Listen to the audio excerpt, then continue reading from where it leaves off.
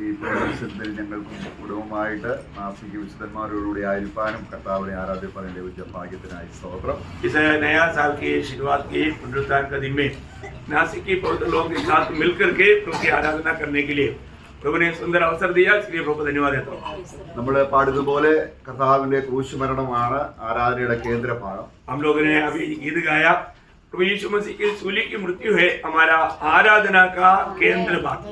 നമ്മൾ ഓരോ ആരാധനയിലും ആരാധനയുടെ മഹത്വം നമ്മൾ വർണ്ണിച്ച് ഗ്രഹിച്ച് കർത്താവിനെ മഹത്വപ്പെടുത്തുവാൻ നമുക്ക് ലഭിക്കുന്ന അവസരം ഏറ്റവും ശ്രേഷ്ഠമാണ്. एक एक आराधना में प्रभु यीशु मसीह की उस सूली की मृत्यु का भेद को जान करके समझ करके आराधना करना ये बहुत ही अच्छी बात है. കർത്താവിന്റെ മരണത്തിന് ഒരു ഇറ്റേണൽ വാല്യൂ ഉണ്ട്, ഒരു നിത്യതയോളം നിലനിൽക്കുന്ന അന്ത്യമില്ലാത്ത അവസാനമില്ലാത്ത ഒരു വലിയ വാല്യൂ ദൈവസന്നിധിയിലുണ്ട്. प्रभु यीशु मसीह की मृत्यु का अनंतता तक बना रहने वाला एक मूल्यवान बात है.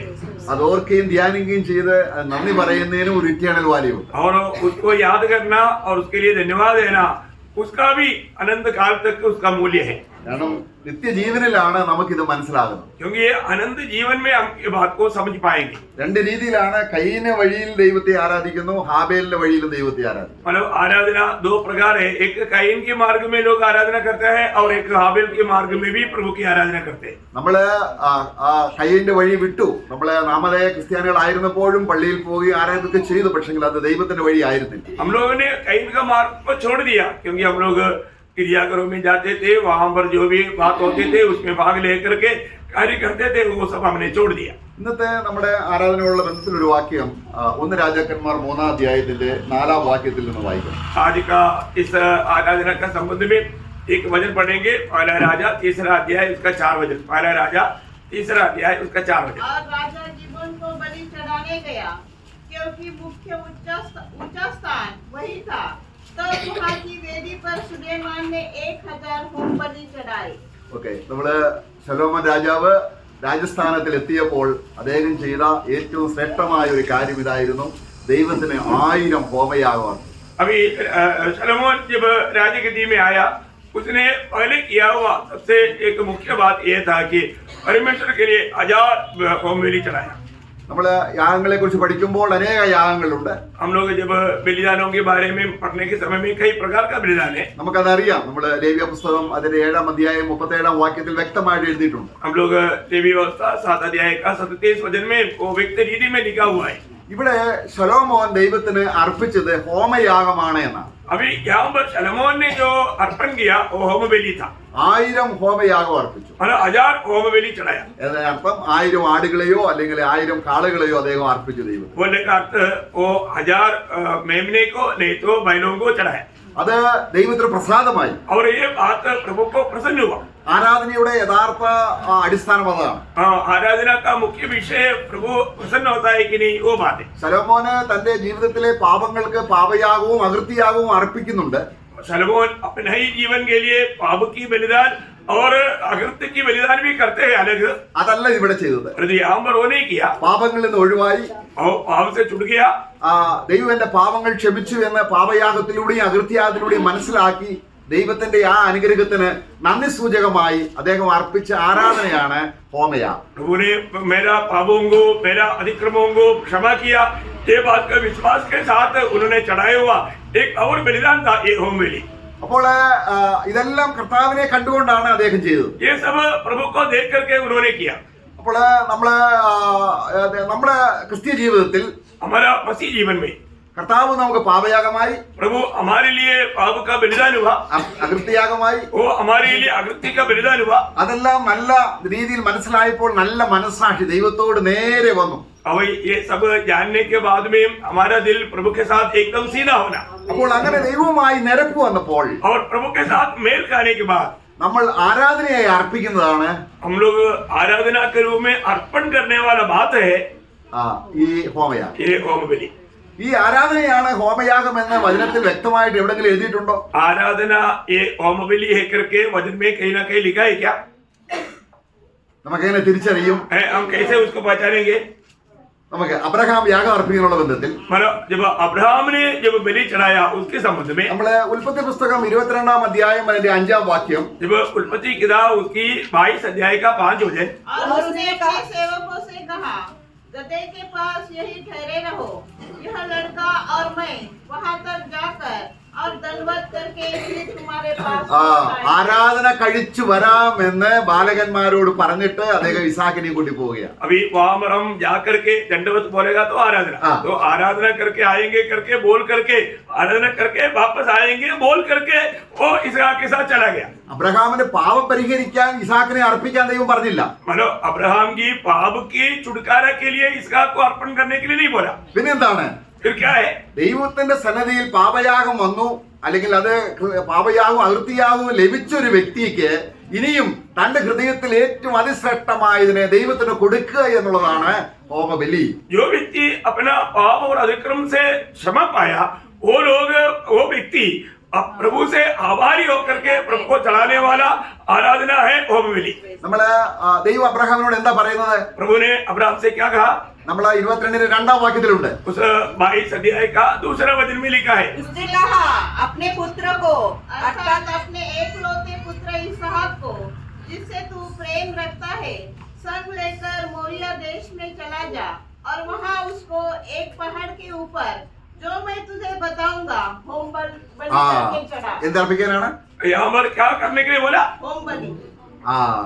അപ്പോൾ ഇത് കർത്താവായ യേശു ക്രിസ്തുവിന്റെ ക്രൂശ് മരണവുമായി ബന്ധപ്പെടുത്തിയുള്ള ഒരു കാര്യമാണ്. यहाँ पर प्रभु यीशु मसीह की सूली की मृत्यु के संबंध में होने वाला एक विषय है. यहाँ पर ഇവിടെ പ്രത്യേകമായ ഒരു കാര്യം, यहाँ पर विशेष एक बात, അബ്രഹാം താൻ സ്നേഹിക്കുന്ന മകനെ, अब्राहम ने अपने प्रेम करने वाला बेटे को, ഇതുപോലെയാണ് इसी प्रकार നമ്മളോടുള്ള ബന്ധത്തിൽ हमारा भी संबंध में ദൈവം എന്തെങ്കിലും യേശു ക്രിസ്തുവിനേക്കാൾ അധികമായി നമുക്ക് ഉണ്ടെങ്കിൽ അത് നമ്മൾ യാഗപീഠത്തിൽ അർപ്പിക്കണം. अगर प्रभु यीशु मसीह से बढ़ करके हमारे जीवन में कुछ भी बात है तो हमें उसको वेदी में चढ़ाना है. ദൈവം ഏറ്റവും സ്നേഹിക്കുന്ന തന്റെ പുത്രനെ प्रभु ने जो सबसे ज्यादा प्यार करने वाला अपने एकलौता पुत्र को ക്രൂശിൽ നമുക്ക് വേണ്ടി തന്നു. क्रूस में हमारे लिए दे दिया. അത് ഹോമയാഗമാണ്. वो ही प्रभु का हमारे लिए होम बलि है. എല്ലാ യാഗവും ക്രിസ്തുവിൽ കണക്ട് ആണ്. ये अनेक बलिदान प्रभु यीशु मसीह के संबंध में है.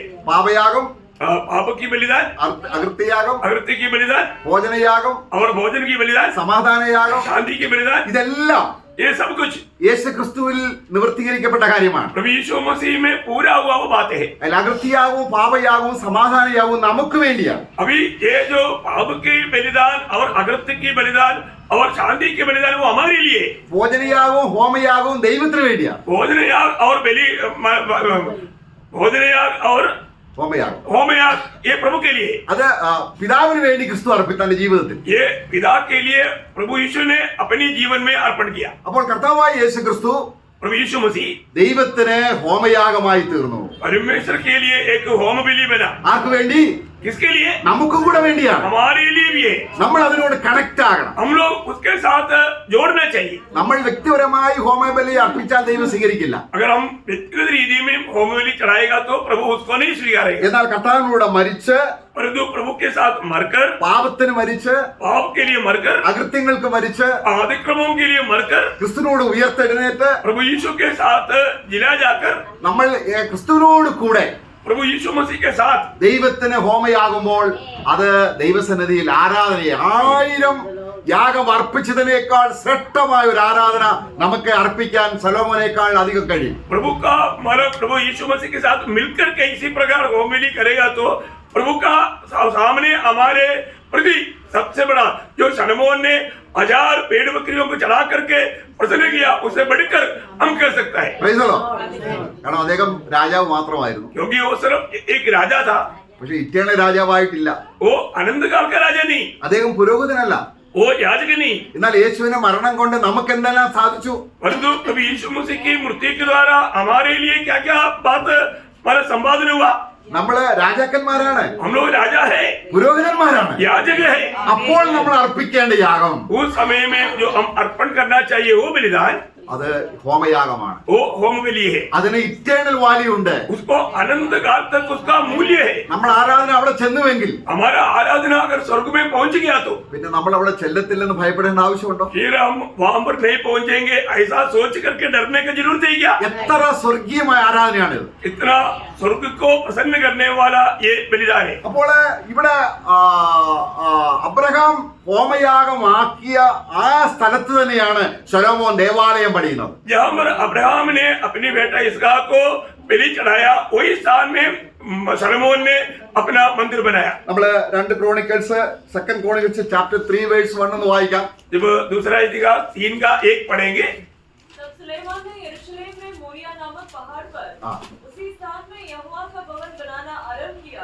നോക്കുക, ശലോമോൻ എവിടെയാണ് ദേവാലയം പണിതത്? शलोमोन ने कहाँ पर मंदिर बनाया? ദൈവത്തിന് ഇസാക്കിനെ ഹോമയാഗമായി അർപ്പിച്ച ക്രൂശിന്റെ അടിസ്ഥാനമാണ്. मतलब इसका मतलब क्या है कि प्रभु के लिए उन्होंने जो इसहाक को मतलब जो चढ़ाया था, जो क्रूस का स्थान उसका चिन्ह हो, അവിടെയാണ് ദേവാലയം. वहां पर वो मंदिर बनाया गया. ഇതുപോലെയാണ് പുതിയ നിയമത്തിൽ इसी प्रकार नया नियम में ക്രിസ്തു ക്രൂശിക്കപ്പെട്ടതിനെ ബേസ് ചെയ്തുകൊണ്ടാണ് ദൈവം സഭയെ പണിയുന്നത്. प्रभु यीशु मसीह की सूली की मृत्यु के आधार में प्रभु यीशु मसीह मंडली को तैयार करता. ഈ ക്രിസ്തു ഇട്ട ഈ അടിസ്ഥാനത്തിന്മേൽ അല്ലാത്ത എല്ലാ സഭയും തകർന്നു പോകും. जो मसीह ने नहीं डाला वो नेव पर जो भी बनाएगा वो सब टूट जाएंगे, नष्ट हो जाएंगे. ദൈവം ആഴത്തിൽ കുഴിച്ച് പാറമേൽ പണിത ക്രിസ്തുവിന്റെ സഭ ക്രിസ്തുവിന്റെ രക്തച്ചൊരിച്ചിലിനെ ബേസ് ചെയ്താണ്. प्रभु ने जो गहराई में खोद करके जो डाला हुआ नेव है और प्रभु यीशु मसीह पर आधारित करके है.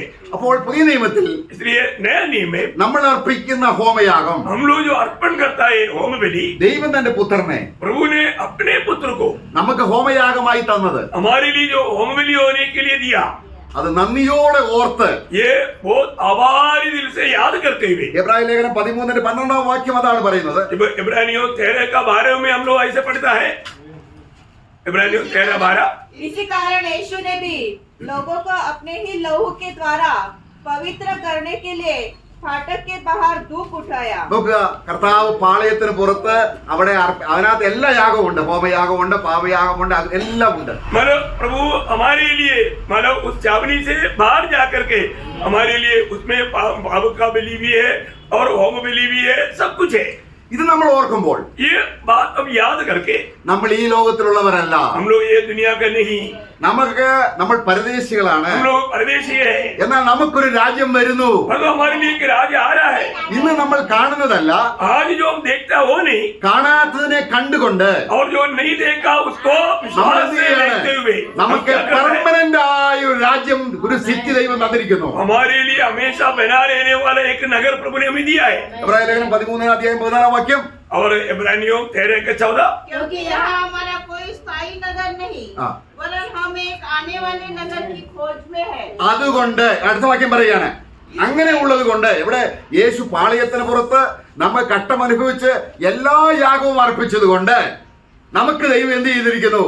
ഒരു ഒരു ഉന്നതമായ സ്ഥലം നമുക്ക് ഒരുക്കിയിരിക്കുന്നു. നിത്യത. प्रभु इस प्रकार छावनी की बाहर जाकर के हमारे लिए बलिदान होने के कारण प्रभु हमारे लिए एक स्थिरने वाला एक नगर हमारे लिए तैयार किया है. അതുകൊണ്ട് therefore എന്ന് പറഞ്ഞാണ് അടുത്ത വാക്യം 15:13-15 ആരംഭിക്കുന്നത്. इसलिए हम उसके द्वारा हाँ। स्तुति रूपी बलिदान हाँ। अर्थात उन होठों का फल जो उसके नाम का अंगीकार करते हैं परमेश्वर को सर्वदा चढ़ाया. Praise the Lord. देखिए कितना बड़ी बात है. ओमर क्या कहा था? सर होठों का बलिदान. നമ്മൾ ആടുമേ കൊണ്ടുവരണ്ട, हम लोगों को अभी मेमने को लाने की जरूरत नहीं. സളോനെ പോലെ നമ്മൾ കാളയെ കൊണ്ടുവരണ്ട. अभी सलोमोन जो लाया उसी प्रकार हमें बैल को लाने की जरूरत नहीं. അത് ദൈവം നമുക്ക് തന്നു. अभी प्रभु ने हमें दे दिया है. അതാണ് കർത്താവായ യേശു ക്രിസ്തു. वो है प्रभु यीशु मसीह. ഈ യാഗം ഈ ക്രിസ്തുവിനെ തന്നതിന് ये प्रभु यीशु मसीह को जो हमारे लिए दिया, നമ്മൾ എന്ത് ചെയ്യണം? इसके लिए हम क्या करना चाहिए? ധന്യവാദം. धन्यवाद का നന്ദിയുള്ളവർക്ക് हमारे दिल के साथ धन्यवाद चढ़ाते रहना. നമ്മുടെ ആത്മാവും ദേഹിയും ശരീരവും ക്രിസ്തുവിന് സമർപ്പിച്ചുകൊണ്ട് ദൈവത്തിന് നന്ദി പറയുന്ന ഈ ഹോമബലിയാണ് ആരാധനയിൽ നമ്മൾ കൊണ്ടുവരുന്നത്. हम लोग अपने आत्मा प्राण और शरीर के साथ मिलकर के प्रभु को आभारी दिल से धन्यवाद देने वाला ये बलिदान है जो प्रभु को प्रसन्न करता है. പഴയ നിയമത്തിൽ ഈ അനുഗ്രഹം എല്ലാവർക്കും ഇല്ലായിരുന്നു. पुराने नियम में ये आशीष सबके लिए नहीं था. എന്നാൽ അത് പുരോഹിത വർഗത്തിനായിരുന്നു.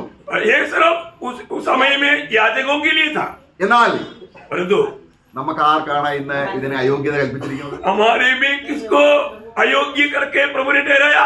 നമ്മളെ തന്റെ പുത്രന്റെ രാജ്യത്തിലേക്ക് യോഗ്യമാക്കി തീർത്ത ദൈവത്തിന് നന്ദിയോടെ സ്തോത്രം ചെയ്യണം. हमें पुत्र की राज्य में योग्य बना करके हमें मानो इस प्रकार का अवस्था में लाया हुआ प्रभु को बार दिल से हम धन्यवाद देना। അപ്പോൾ ഈ പുതുവർഷത്തിൽ और इसलिए ये नया साल में നമ്മൾ ഞായറാഴ്ച 2 മണിക്കൂർ എന്നുള്ള അർത്ഥത്തിലല്ല, നമ്മൾ എപ്പോഴും പുരോഹിതനാണ്. നമ്മൾ കടയിൽ പോകുമ്പോഴും ജോലി ചെയ്യുമ്പോഴും നമ്മൾ യാത്ര ചെയ്യുമ്പോഴും വീട്ടിലായിരിക്കുമ്പോഴും എല്ലാം നമ്മൾ ആരാണ്? പുരോഹിതന്മാരാണ്. हम लोग सिर्फ संडे के दिन में 2 घंटा प्रभु की उपस्थिति में आता है, उस समय के लिए आज ऐसा नहीं।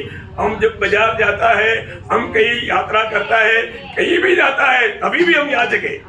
നമ്മൾ ആ സ്തോത്രം കർത്താവേ പുത്രനെ തന്നതിന് നന്ദി എന്ന് ആ പ്രകാശ രൂപേണ നമ്മൾ പറഞ്ഞുകൊണ്ടിരിക്കുമ്പോൾ ക്രിസ്തുവിന്റെ മുഖത്ത് പ്രകാശിക തേജസ് നമ്മുടെ ഹൃദയത്തിൽ വിളങ്ങും. अगर हम प्रभु यीशु मसीह के द्वारा हमें मिला हुआ इन अनुग्रहों के बारे में याद करके आभारी दिल से यात्रा में क्यों ना हो, कहीं भी क्यों ना हो, वो आप स्तुति करते रहेगा तो प्रभु की ओर से एक प्रकाश हमारे दिल में चमकेगा। നമുക്ക് അതാണ് നമ്മൾ വരാനുള്ളതാണ് നോക്കി പറഞ്ഞ പ്രത്യാശയും കൂടെ ആരാധനയിലുണ്ട്. इसलिए हम लोग आने वाली बातों की बात जो होता है, इसलिए उस आशा भी हमारे अंदर है, അതെ, ഞാൻ വരുവോളം. क्योंकि मैं आने तक, അപ്പം കർത്താവ് വരുമ്പോഴും നമ്മൾ ഈ ഹോമയാഗം അർപ്പിക്കേണ്ടവരാണ്. मतलब प्रभु आने के समय में भी मतलब करते आने तक हमें ये करते रहना चाहिए। അപ്പോൾ നമ്മുടെ പ്രത്യാശ ഈ ആരാധനയിലുണ്ട്. इसका मतलब हमारा आशा इस आराधना में है। നമ്മള് 50-ാം സങ്കീർത്തനത്തിൽ വായിക്കുന്നുണ്ട്, हम 50 भजन संगीता में पढ़ता है, ഇങ്ങനെ വ്യക്തിപരമായി ആരാധിക്കുന്ന നമ്മൾ സഭയായിട്ട് ഗാദർ ടുഗദർ.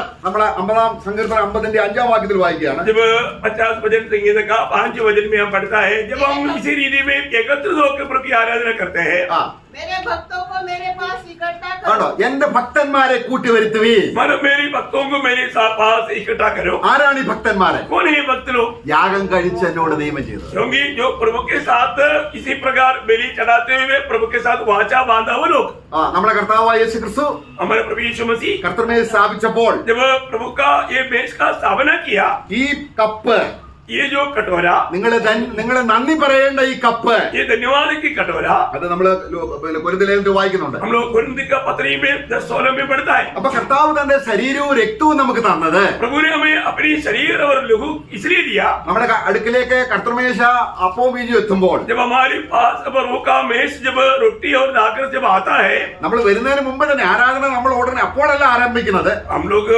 मतलब ये बात आने के समय में आराधना करता है, ऐसा नहीं, हम पहले से आराधना करता है। നമ്മൾ ആരാധിച്ചുകൊണ്ടേ എടുക്കുകയാണ്, हम लोग आराधना करते हुए उसमें भाग लेता, നന്ദി പറഞ്ഞുകൊണ്ട്. हम लोग बहुत आभारी दिल से धन्यवाद देते हुए। അപ്പോൾ നമ്മള് കർത്താവ് പറയുകയാണ്, प्रभु बोलता है, അവിടെ 50-ാം സങ്കീർത്തനത്തിൽ വായിക്കുന്നുണ്ട്, उस 50 भजन संगीता में पढ़ता है, ഇവിടെ അവിടെ ഞാൻ ഹോമയാഗത്തിന് നിന്നോട് കാളയോ പശുവിന് ഞാൻ ചോദിക്കുന്നില്ല, ഞാൻ നിനക്ക് തരുന്നതാണ്.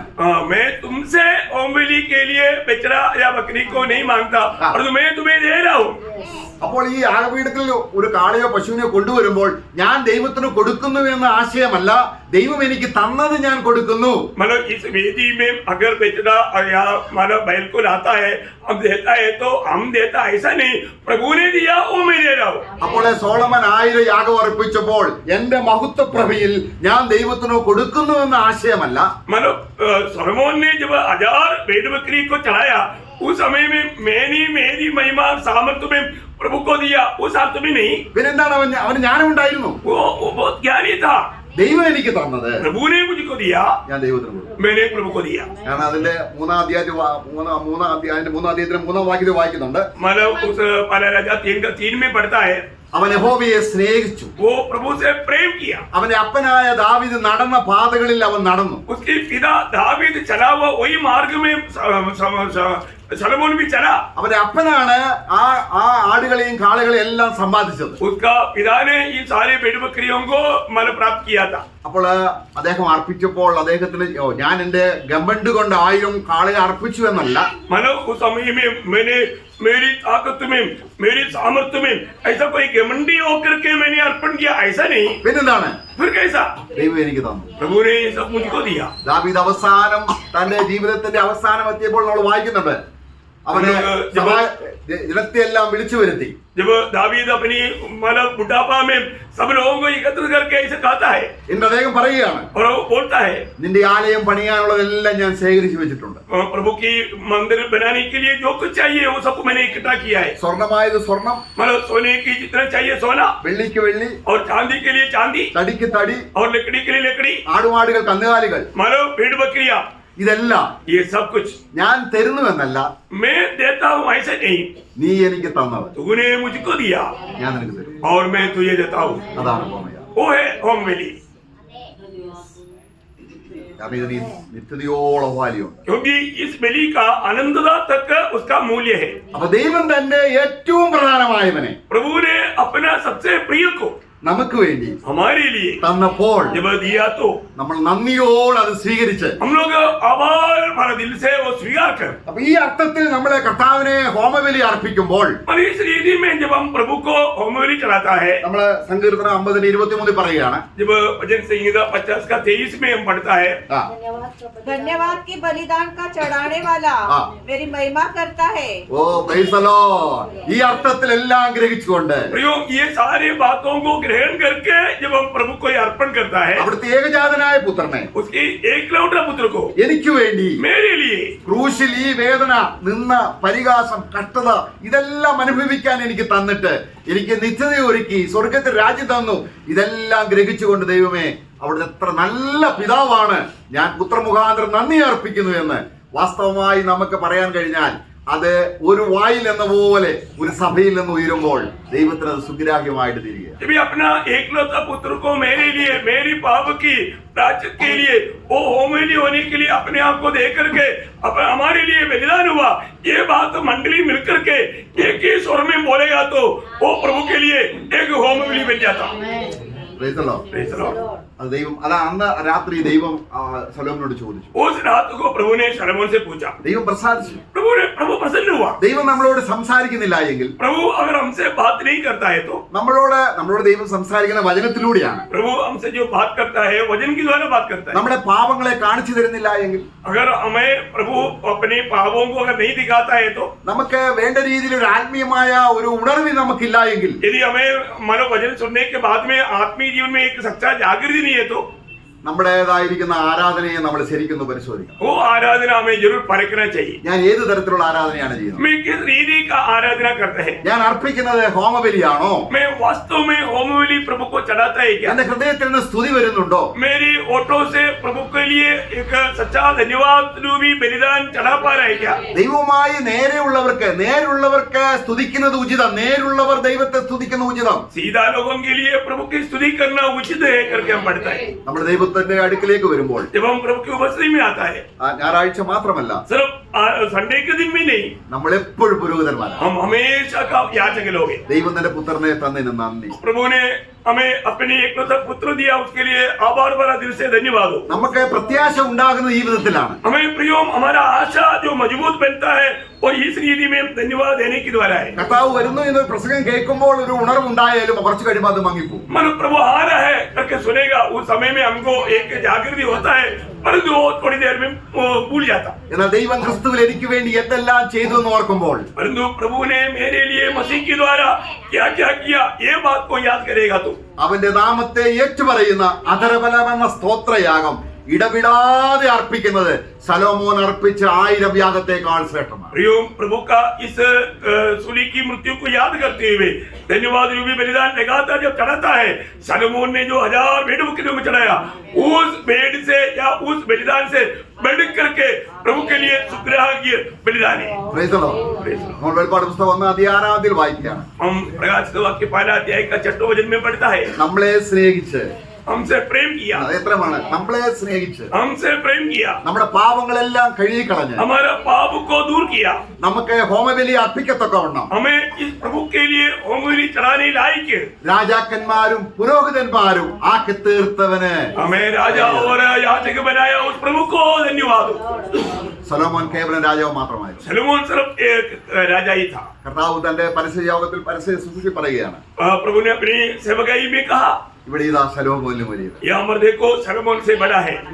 അവൻ അവന്റെ ശരീരം നമുക്ക് വേണ്ടി തരും. उसने हमारे लिए अपने शरीर को दिया. അതുകൊണ്ട് ഈ പുതുവർഷം इसलिए ये नया साल ദൈവം നമുക്കൊരു അടുത്ത വർഷം തരുന്നുവെങ്കിൽ प्रभु अगर एक और नया साल हमें देता है तो നമുക്ക് ആത്മാർത്ഥമായിട്ട് പറയാൻ കഴിയണം, हम लोग दिल की गहराई से हमें कहने के लिए आना चाहिए, അതേ കർത്താവേ, നിനക്ക് അതേ സ്തോത്രയാഗം അർപ്പിക്കാൻ എന്നെ നീ വിളിച്ചിരിക്കുകയാണ്. प्रभु आपको धन्यवाद रूपी बलिदान चढ़ाने के लिए आपने मुझको बुलाया है. ഈ പ്രകാശം നമ്മുടെ ഉള്ളിൽ വരുമ്പോൾ, ये प्रकाश ये हमारे अंदर जब आएगा, ദൈവത്തെ മഹത്വപ്പെടുത്തുമ്പോൾ प्रभु को जब हम महिमा करेगा, അവിടെ അന്ധകാരമില്ല. वहां पर अंधकार नहीं है. യേശു ക്രിസ്തുവിന്റെ മുഖത്ത് പ്രകാശിക്കുന്ന തേജസ് നമ്മുടെ ഹൃദയത്തിൽ വിളങ്ങി തേജസ്സിന്മേൽ തേജസ് പ്രാപിച്ച് നാം മഹത്വത്തിലേക്ക് പ്രവേശിക്കുക. प्रभु का वो महिमा हमारे दिल में लेकर के हम महिमा से महिमा पाते जाएगा. ഈ ഉന്നതമായ പദവിയിലേക്ക് ദൈവം ഉയർത്തിയ സ്തോത്രം. इस ऊंचा पदवी में प्रभु हमको लाया, उसके लिए प्रभु धन्यवाद हो. നാം എങ്ങനെ റെസ്പോണ്ട് ചെയ്യുന്നു എന്ന് മാത്രമാണ് അതിനകത്ത് വ്യത്യാസം. अभी हम इन बातों को सुनने के बाद में हमारी तरफ से हम क्या करता है वो है इसका बात. അതെ, അവനെ സ്തുതിക്കുന്നതുമ്പോഴെല്ലാം ഒരു സന്തോഷത്തിന്റെ ആത്മാവിന്റെ നിറവിൽ നമുക്ക് ദൈവവുമായി അപ്പൻ മക്കൾ ബന്ധത്തിൽ, ഇതാണ് ഈ അർത്ഥത്തിലാണ് കാൺമീൻ ദൈവമക്കൾ എന്ന് വിളിക്കപ്പെടുവാൻ പിതാവ് എത്ര സ്നേഹം നമുക്ക് തന്നിരിക്കുന്നു. इस समय में जब भी हम आराधना करता है, हमारा प्रभु के साथ का नाता, उसका गौरव, हमारा अब्बा पिता कहते हुए उस पिता और बेटे के संबंध में हो करके हम प्रभु को जब स्तुति रूपी बलिदान चढ़ाना, നമുക്ക് അങ്ങനെ ഹാബേലിന്റെ വഴിയിൽ इसलिए हम अपनी जो हाबिल की मार्ग में കർത്താവ് കാണിച്ചു തന്ന ആ ദൈവത്തിന്റെ വഴിയിലൂടെ प्रभु ने जो हमें दिखाया उस ईश्वरीय मार्ग में നമുക്ക് ദൈവത്തെ ആരാധിക്കാൻ തന്ന ഭാഗ്യത്തിനായി സ്തോത്രം. हम प्रभु को आराधना करने के लिए प्रभु ने दिया हुआ उस सुंदर अवसर के लिए प्रभु को धन्यवाद हो. ആമേൻ. आमीन.